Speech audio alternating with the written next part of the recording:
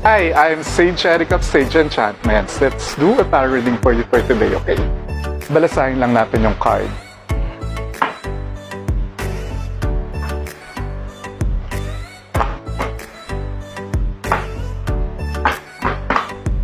Okay.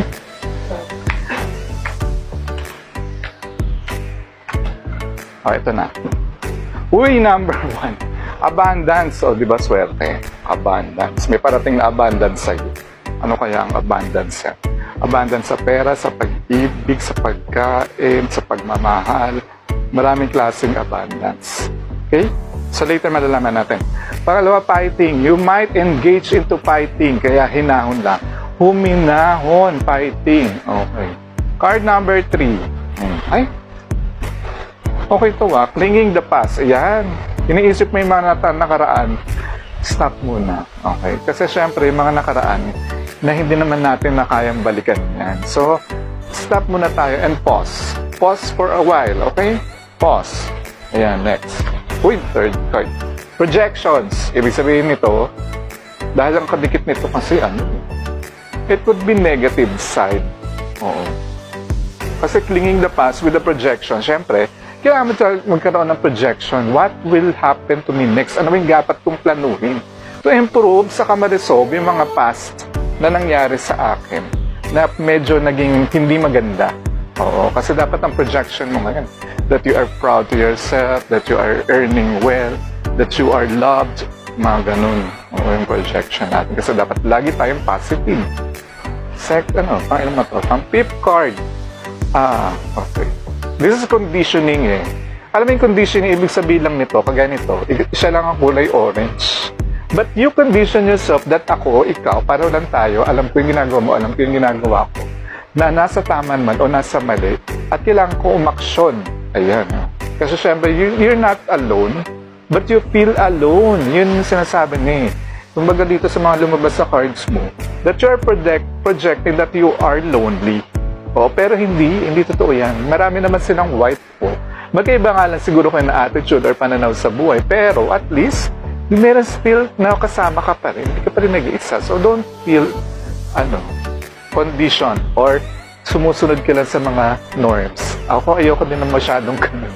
Medyo may pagka-deviant din ako. Pero, syempre, iniisip ko muna, ano yung magiging consequence kung deviant ako at kakaiba ako sa kanila. Diba? Final card, ayan. Maganda. Isolation. May connection dito sa pagiging conditioning mo sa sarili mo, nakakaiba ka. Kaya you isolate yourself. Siyempre, hindi dapat, don't do that yung parang isolation, di ba? Kasi siyempre, pagka may isolation, may feeling kang something guilt or feeling mo na inferior ka, di ba? Na sila lang ba ang matalino? Hindi. Di ba? Lahat ng tao na tiniwala akong matalino in a certain level ng kaya nila sa sarili nila, sa kapwa nila, sa pamilya nila. Di ba? May mga level din naman yun. Yung intelligence kasi, iba-iba yun. Kumbaga sa amin sa psychologist, sa psychology pala. Lagi kong naiisip pagka kunyari na-isolate mo sa sarili mo that you are guilty. Oo, di ba? Hindi naman tayo guilty dahil mahina tayo, weak tayo, hindi tayo guilty din dahil nga may kakulangan tayo. Like me, I'm a PWD. Bulag tong isang mata ko. So, I don't see myself that I am the weak person among sa mga kasama ko yun sa opisina. Oo. Yung mga ganun. So, kailangan lang natin is tingnan natin yung mga to reflect ourselves. Kasi dito sa isolation, maganda to kung isolated ka, kung nagdadasal ka, di ba? That you, pagkaya namin, whenever I do counseling to my client, isolated syempre dapat. Kasi ayoko din may nangingialam, may mother, may nanay kasi ganyan doc, ganun, doc. Ayoko nang ganun. Kaya pagka kunyari, whenever I'm in the Ateneo to do counseling, kasi meron kami ng group we do counseling na libre lang.